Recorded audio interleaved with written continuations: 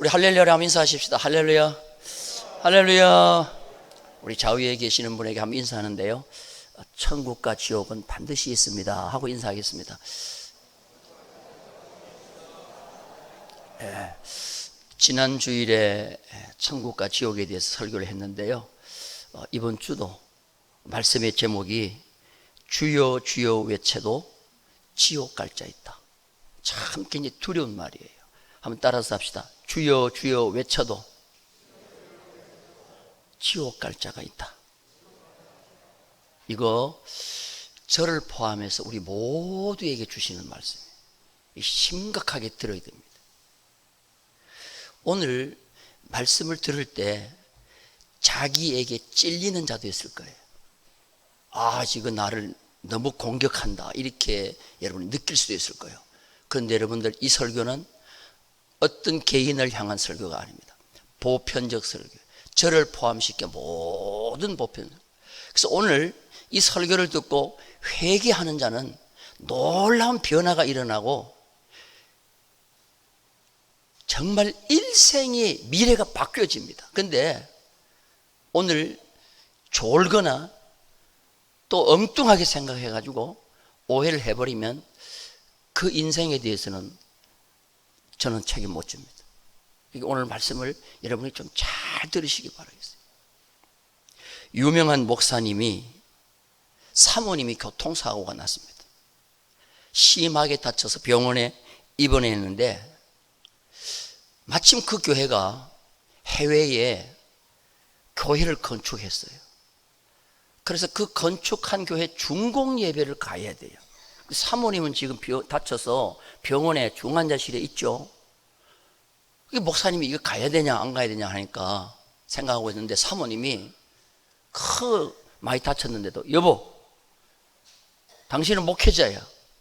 그러니까 빨리 선교지에 가가지고 중공 예배 드리고 와. 그래가지고 여보, 내가 올 때까지 꼭 살아있어 하고는 이제 선교지에 간 거예요. 도착해서 연락을 받았는데 사모님이 그냥 정신이 없이 쓰러지셨는데, 정신이 없이 그냥 산소호흡기를 끼고 의식불명 상태에 들어갔어요. 의사가 얘기합니다. 산소 마스크만 빼면 이분은 돌아가시는데 목사님이 안 계시니까 목사님 오실 때까지는 그냥 산소 마스크를 끼고 있자.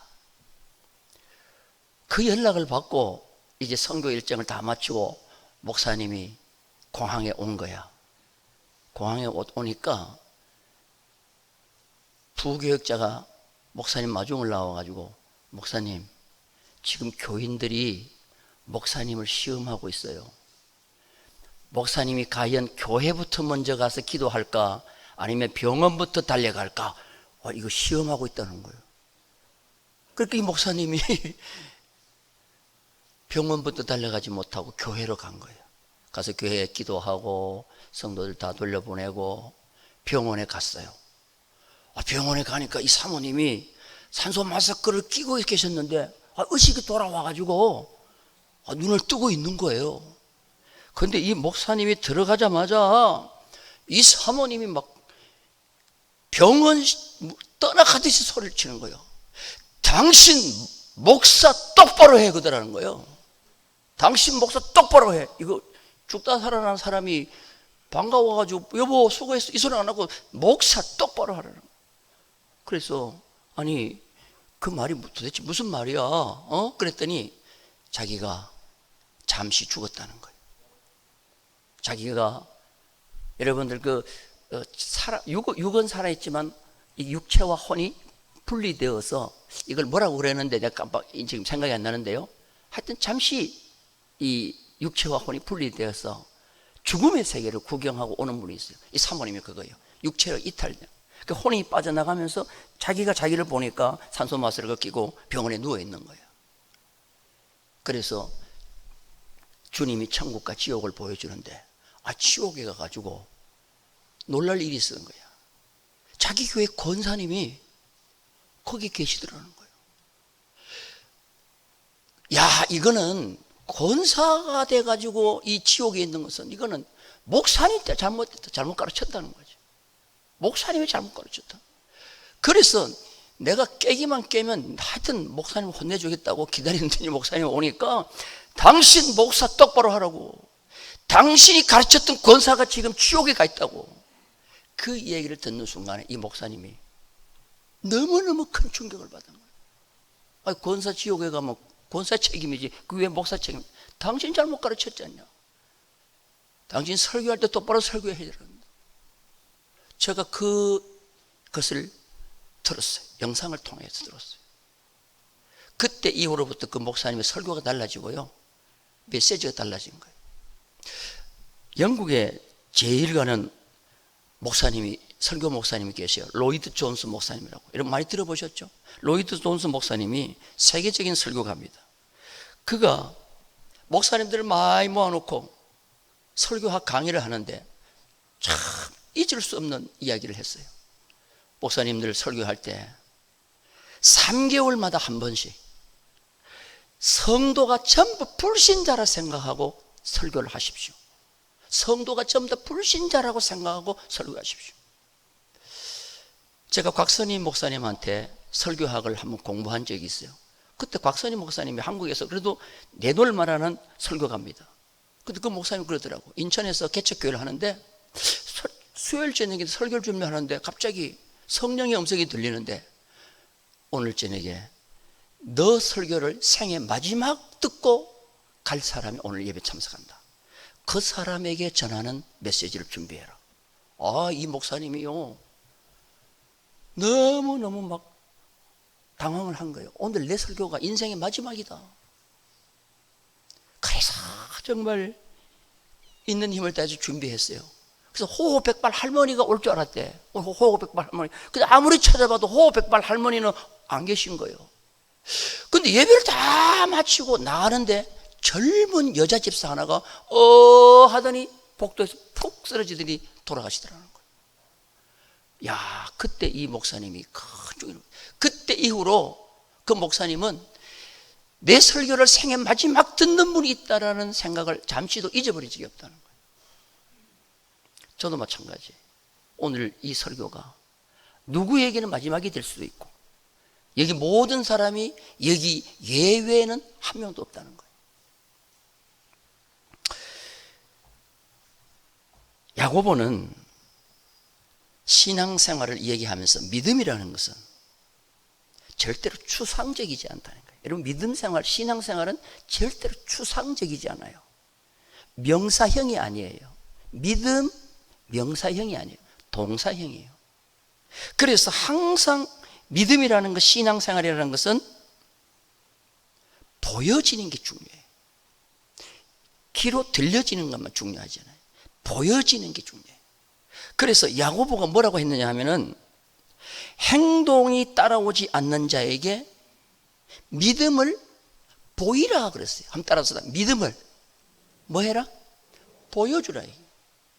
자, 여러분 대답할 준비하세요. 여러분 믿음이 있으시면 아멘? 보여야 돼. 믿음 있다는 게 보여야 된단 말이에요. 자, 야고보서 2장 18절 우리 다 같이 한번 읽어보겠습니다. 시작. 어떤 사람은, 야고보서 2장 18절 다 같이 시작. 어떤 사람은 말하기를 너는 믿음이 있고 나는 행함이 있으니 행함이 없는 내 믿음을 내게 보이라. 나는 행함으로 내 믿음을 내게 뭐하라?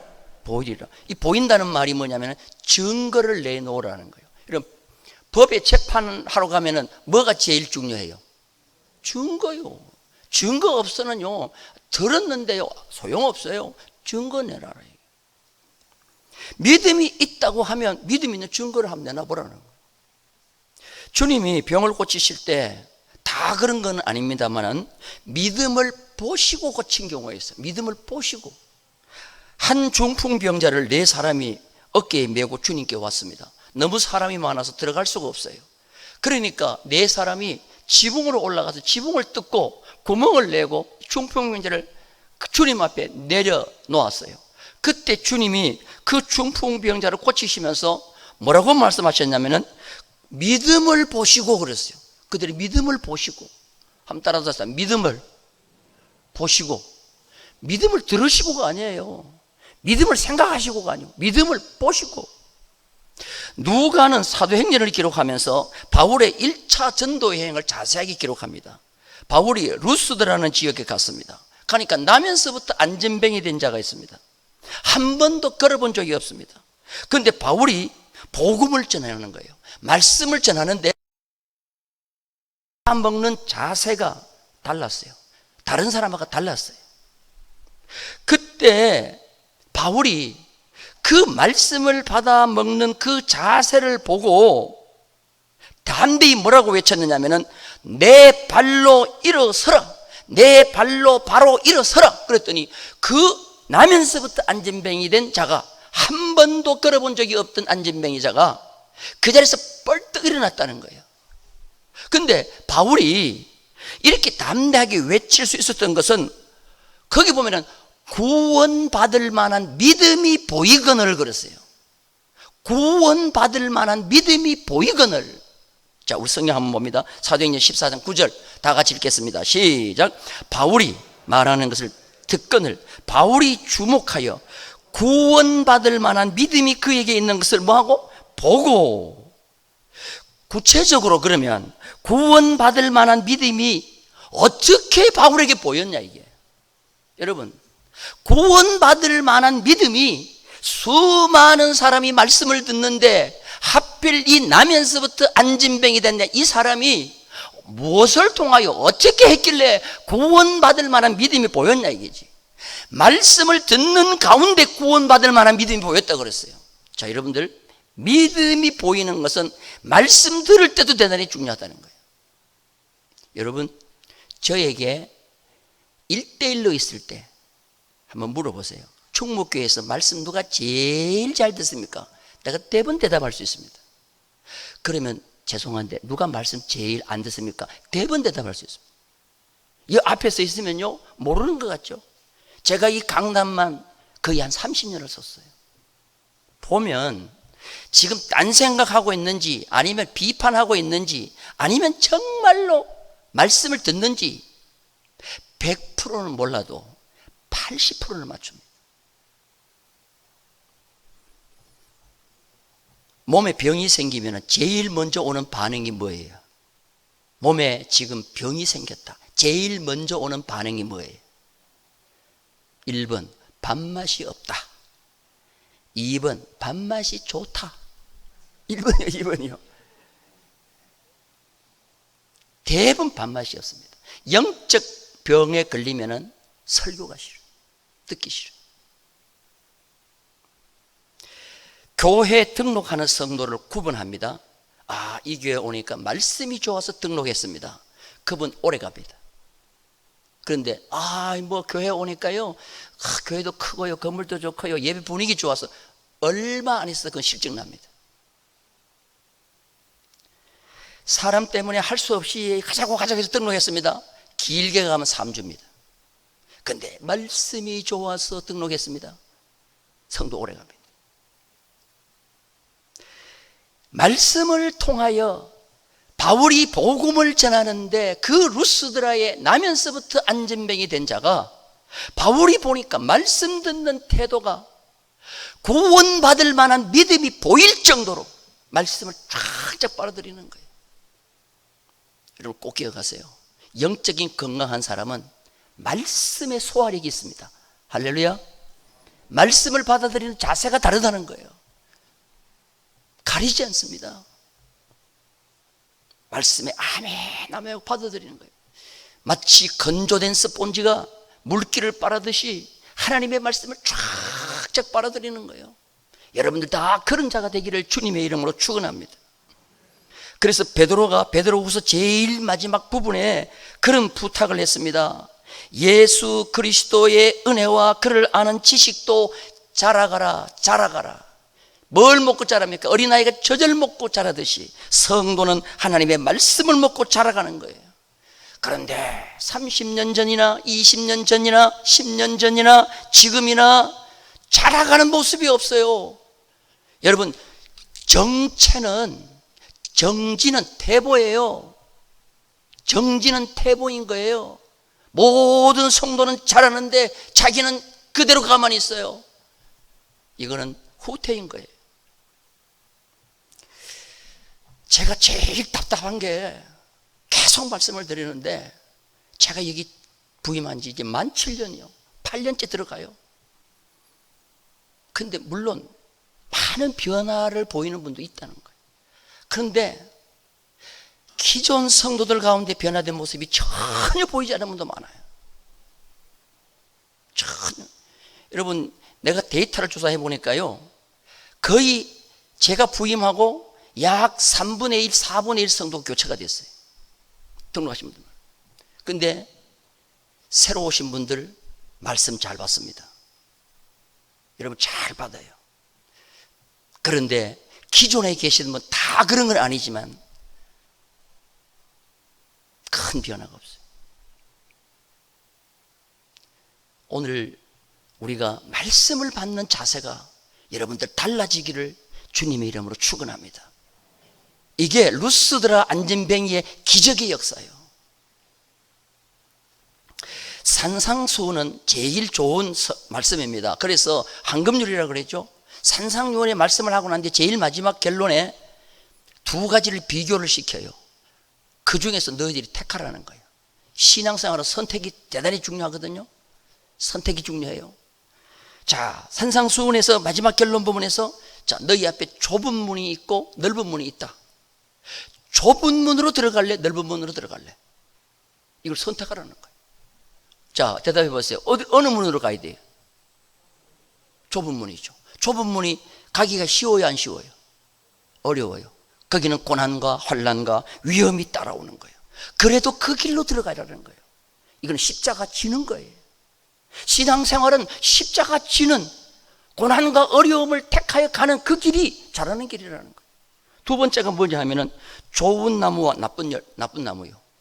열매로 그들을 아는데 좋은 나무는 좋은 열매를 맺고 나쁜 나무는 나쁜 열매를 맺는다는 거예요. 좋은 열매 맺을래? 나쁜 열매 맺을래? 나쁜 열매를 맺으면 뿌리에 지금 도끼가 있다는 거예요. 찍어 불에 던진다고 그랬어요. 세 번째 비교가 뭐냐면은 입으로 충성할래? 행동으로 충성할래? 입으로 믿을래? 아니면은 행동으로 믿을래? 이게 세 번째 선택이에요. 그래서 오늘 마지막에 주여 주여 입으로 하는 자마다 다 천국에 들어갈 것이 아니라 그랬어요.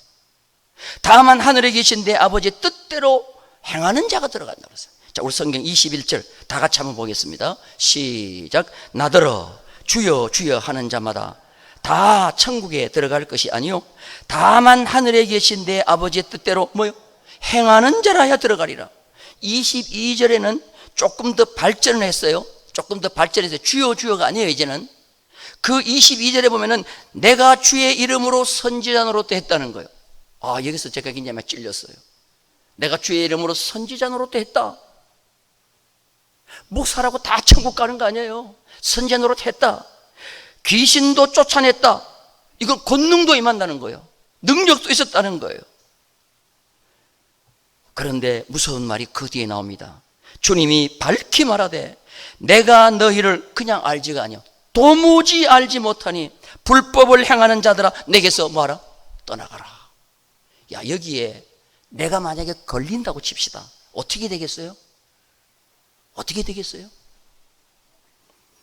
자, 23절 마태복음 7장 23절 우리 다 같이 읽겠습니다. 시작. 그때에 내가 그들에게 밝히 말하되 내가 너희를 도무지 알지 못하니 불법을 행하는 자들아 내게서 떠나가라. 내게서 떠나가라. 주님이 떠나가라는 사람은 이 사람은 어디 갈 사람이요? 천국 갈 사람이에요? 지옥 갈 사람이에요? 그렇죠. 지옥 갈 사람이죠.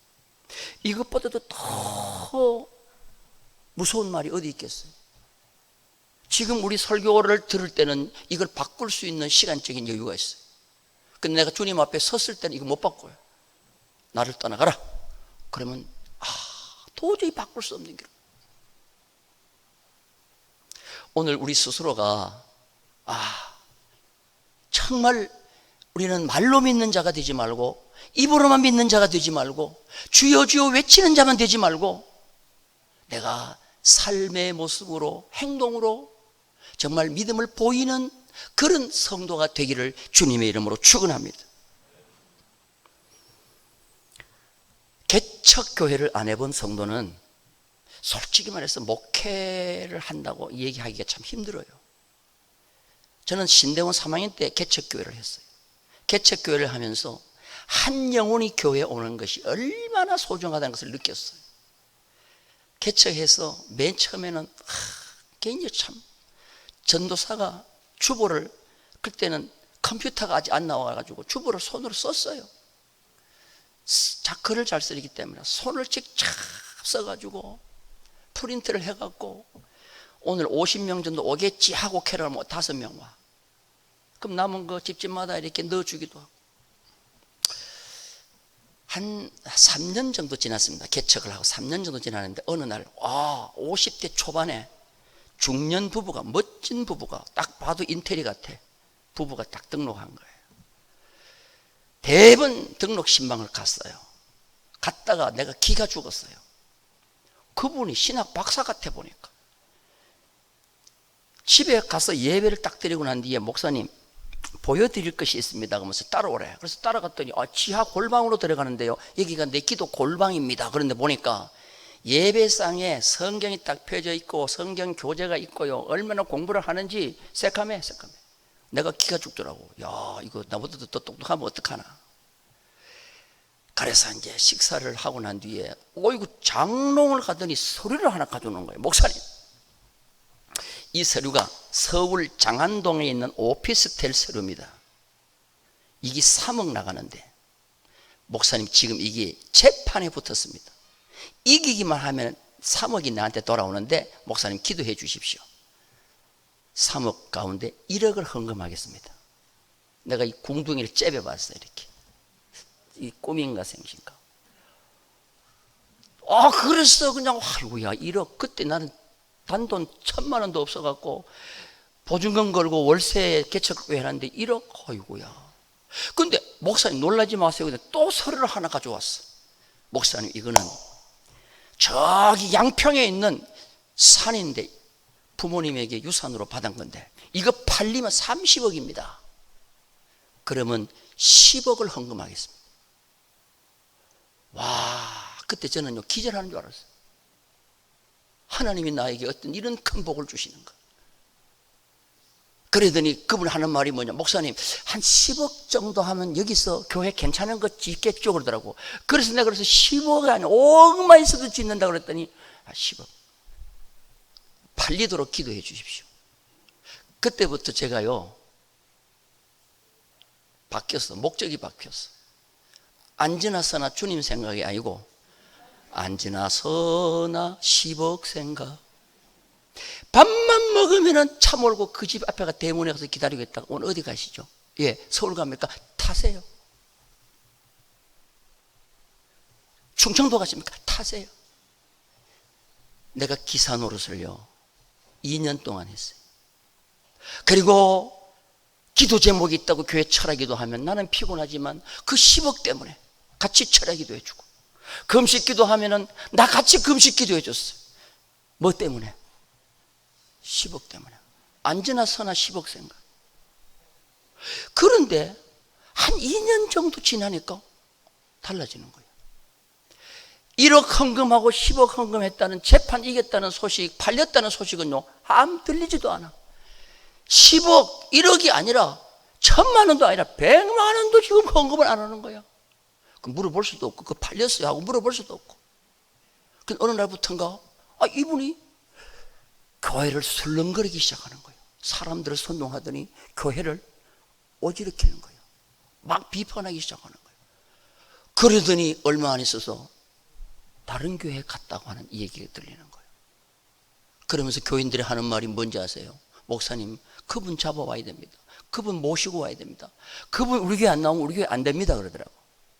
그래서 내가 잡으러 가겠습니다. 당장에 내가 멱살 잡고 오겠습니다. 그래서 그 집사님을 잡아오겠다 하고 난 뒤에 찾아갔어요. 찾아가가지고 내가 집사님에게 내가 당신을 위해서 수고한 거 알지? 내가 지금까지 당신 종 노릇 2년 동안 했어. 기사 노릇 2년 동안 했어. 그런데 10억, 1억 그 헌금한다는 거 어디로 갔어? 당신 또 어디 가가지고 어떤 개척교회 가가지고 젊은 목사한테 10억 사기 칠 거야. 당신 10억 사기는 나로서 끝내. 할라 그러다가 못했어. 그리고 가라. 그러지만 내가 안 데려온다. 그런데 한 세월이 한 몇 년 지났어요. 갑자기 오후에 그 부인에게 전화가 왔어요. 목사님, 제 남편이 지금 도립병원에서 이제 곧 숨을 지는데 한 번도 찾지 않았던 목사님을 지금 찾는다는 거예요. 지금 빨리 오세요. 10분 거리면 갈 수 있는 거예요. 그래서 내가 너무 당황스러워가지고 막 그냥 차를 타고 병원을 달려가는데 가니까 벌써 눈을 감았어요. 그러면서 그분이 하는 말이 그거예요. 돌아가시기 전에 목사님께 꼭 용서를 빌어야 될 것이 있는데 빨리 지금 목사님 오라고 해요. 사람이 죽을 때는요 정신이 제대로 들어요. 그래서 나는 그래도 그분이 다행이다. 그리고 나는데 그 부인이 저에게 참 잘 해주었어. 여러분, 신앙생활은요 그때 내가 빼지르게 느낀 것이 있어요. 저는 사람의 말은 절대로 믿지 않는다. 따라서 합시다. 사람의 말은 절대로 안 믿는다. 여러분, 신앙생활은 입으로 하는 게 아니에요. 목사님, 내가 100만 원 해라. 하는 게 중요한 것이지 말로 하는 건 아무런 소용이 없다는 거예요. 말로는 누가 못해요. 하룻밤에 만리장성도 쌓을 수가 있죠. 근데 여러분 꼭 기억하세요. 신앙생활은 지금까지 말로 입으로만 하는 사람이 있어요. 그러나 입은 다물고 행함으로 하는 자가 있어요. 진실함으로 하는 자가 있어요. 과연 주님은 누구를 인정하실까? 입으로 하는 자 소용없다 그랬어요. 나는 너희를 도무지 알지 못한다 그랬어요.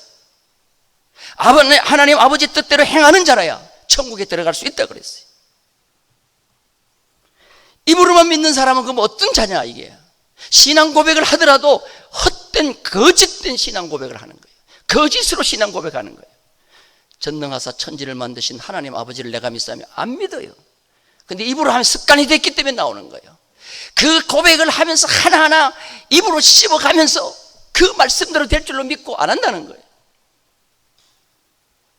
여러분들 신앙 고백 하나 하더라도 정신 똑바로 차리고 습관적으로 하지 마세요.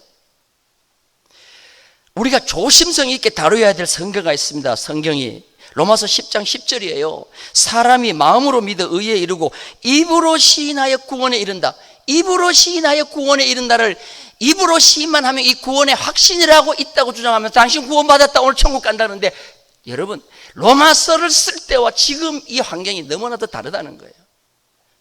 바울이 로마서를 쓸 때는 입으로 시인하면, 예수 그리스도를 주로 시인하면 그 다음에 가야 할 곳은 순교지요. 순교지. 황제 숭배 사상이 있던 그때는 황제가 주요. 근데 황제가 주가 아니고 예수 그리스도가 주라고 고백하면은 사자굴 속에 들어가야 되는 거예요. 사자의 밥이 되고 검투사의 검에 찔려 죽어야 되고, 그런 위기 가운데 주를 고백하는가 하고 지금 편안한 가운데 누구 내가 신앙생활하고 주를 고백한다고 제재 없는 이때 고백하는가가 다르다는 거예요. 무슨 말씀이 이해가 되시면 아멘. 그리고 입으로 시인하여 구원을 얻는다는 말은 뭐냐면은, 그때 당시에 많은 이방 종교들이 도를 닦거나 행위로 구원을 얻는다는 행위 구원론자들이 있었어요. 선행을 하면 자동으로 구원받는다. 예수를 안 믿고, 그러니까 그런 사람들에게, 행위 구원론자들에게 예수를 믿어야 된다는 것을 강조하려고 예수를 주로 고백해야 구원을 얻는다는 말씀을 했단 말이에요. 그런데 오늘 이거를 제대로 가르치지 않냐고 그냥 입술로 주를 고백만 하면 따라하세요. 따라만 하면 당신 구원받았다, 천국 간다. 여러분 그렇게 쉽게 천국 갈 것 같으면은 여러분 가치가 있겠어요? 우리는 분명히 깨달아야 합니다. 오늘 21절 말씀, 나더러 주여 주여 하는 자마다 다 천국에 들어갈 것이 아니요 다만 하늘에 계신 내 아버지의 뜻대로 행하는 자라에 들어가리라. 따라서 합시다. 행하는 자라에 들어가리라. 이제 조금 여러분들 거부 반응이 보일 수 있어요. 근데 여러분 거부 반응으로 듣지 마시고 진짜 말씀을 받는 뜻으로 여러분 받아들이기 바랍니다. 우리 교회 주보를 펴면 앞에 섬기는 분들이라는 것이 나와요. 섬기는 분들 밑에 보면 교역자가 나오고 부교역자가 나오고 그 다음에 은퇴 장로님 나오고 시무 장로님 나와요. 그 다음에 예배를 돕는 봉사자들이 나와요. 그 섬기는 분들 대단히 중요한 분들입니다. 여기 이름이 올라간다는 것은요, 이거는 교회를 대표하는 대표성이 있는 분들이라는 거예요. 이분들 세상에 아무리 바빠도 공예배 참석하셔야 됩니다. 공예배 참석하셔야 됩니다. 내가 주님 앞에 섰을 때 내가 좀 바빠서 공예배 참석 못했습니다. 모르겠어요. 그런데 여러분들 보세요. 오늘 우리 충무교회와 한국교회를 한번 보세요. 어떻게 은퇴가 예배까지 은퇴가 될 수가 있습니까? 어떻게 예배가 은퇴가 예배 은퇴까지 될 수가 있습니까? 제가 와서 7년 동안 외쳤어요. 그런데 듣지 않아요.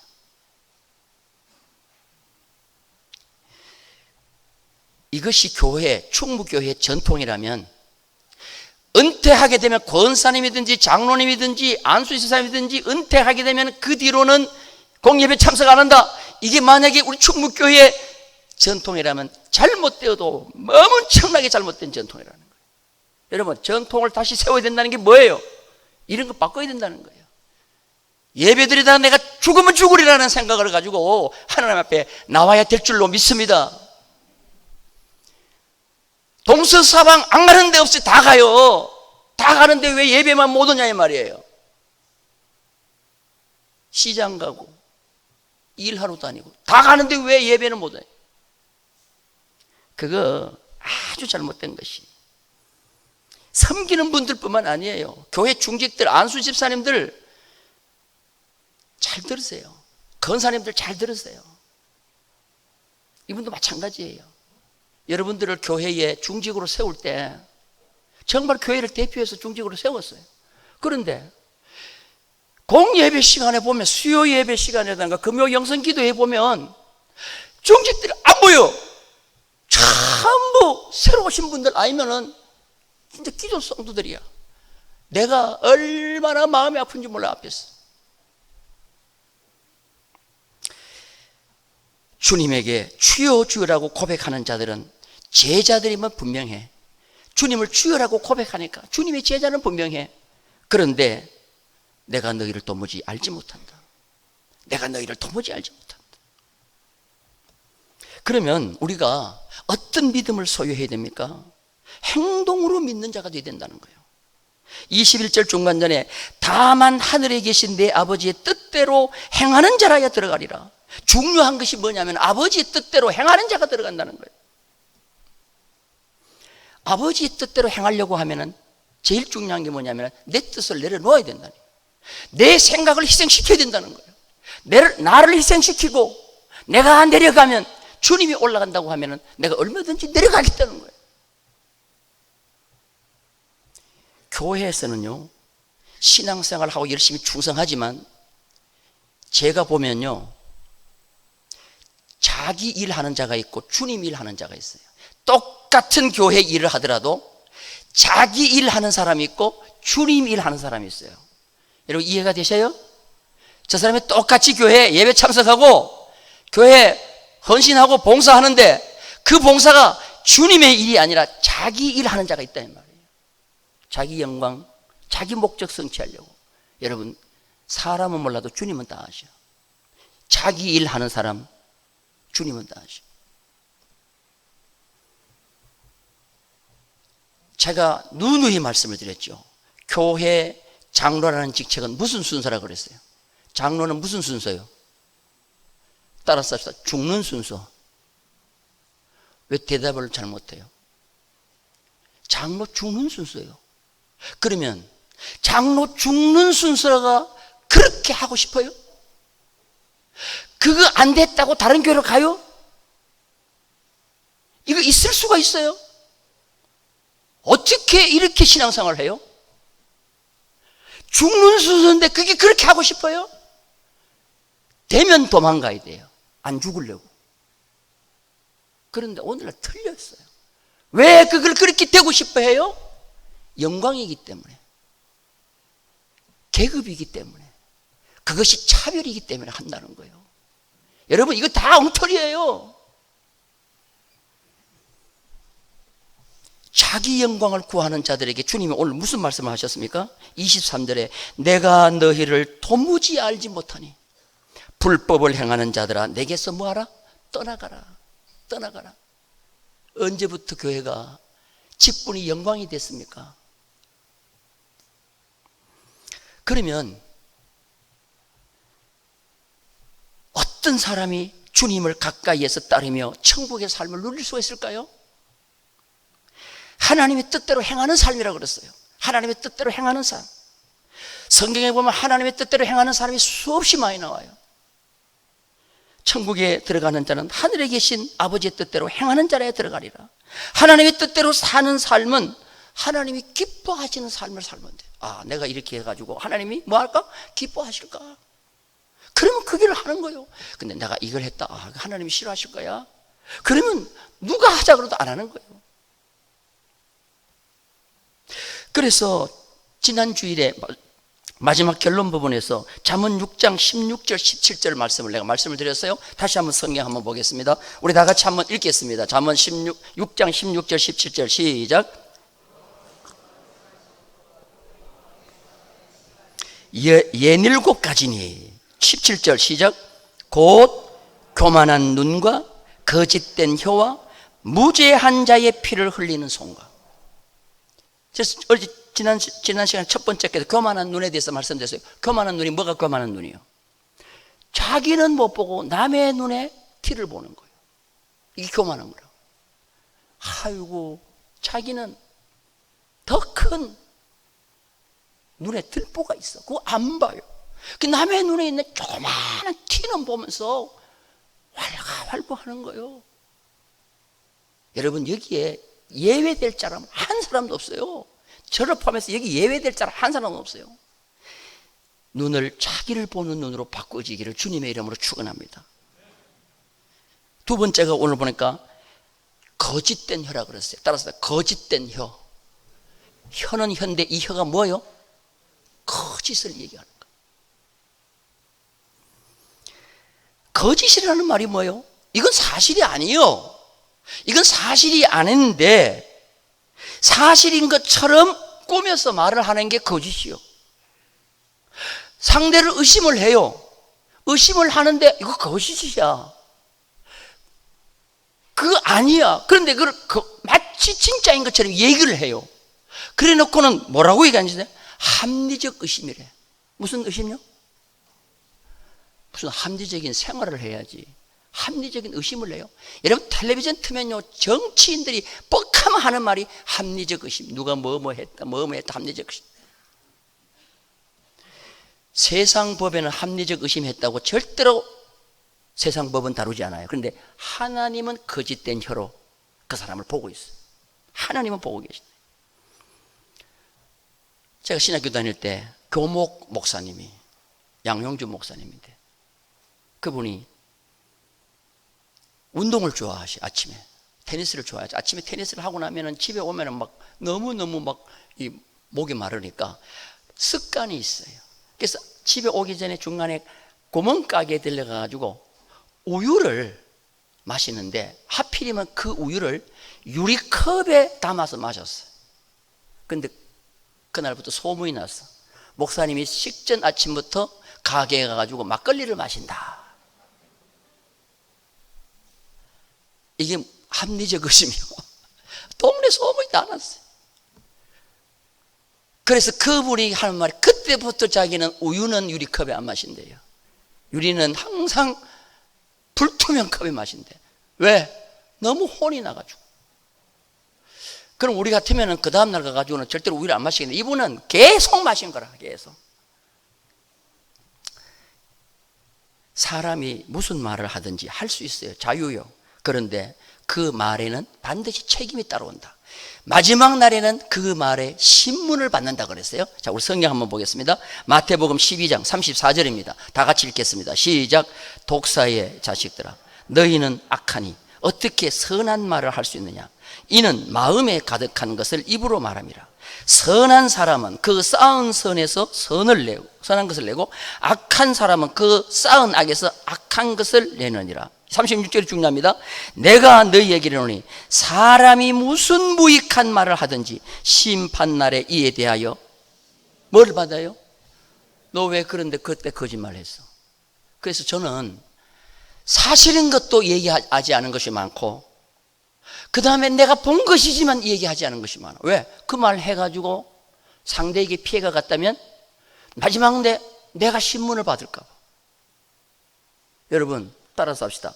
봤으니까 말하자. 봤어도 하면 안 될 게 많아. 들은 것도 확실하게 들은 것도 말하지 못할 게 많아. 오늘 우리는 이 말씀이 참 대단히 중요한 거예요. 조금 여러분에게 무겁게 들릴 수도 있고 여러분에게 조금 거부 반응이 들릴 수도 있어요. 그런데 여러분들 제가 설교하는 이유가 거부 반응 나타내라고 하신 게 아니에요. 저를 포함해서 우리 모든 충무교회 성도들은 마지막 주님 앞에 섰을 때 다 어디 가야 돼요? 천국 가야죠.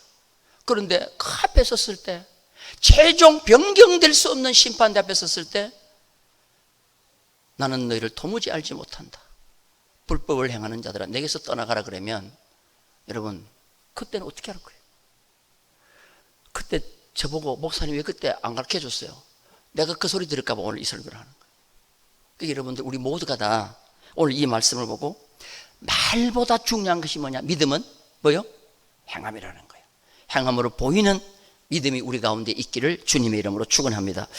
우리 주 예수 그리스도의 은혜와 하나님의 사랑과 성령님의 교통하심이 이 예배에 참여한 모든 성도들과 또한 통영지역과 또한 대한민국 위에와 온 열방의 복음을 전하는 선교 사님들 위에 이제로부터 영원 무궁토록 함께 있을지어다. 아멘.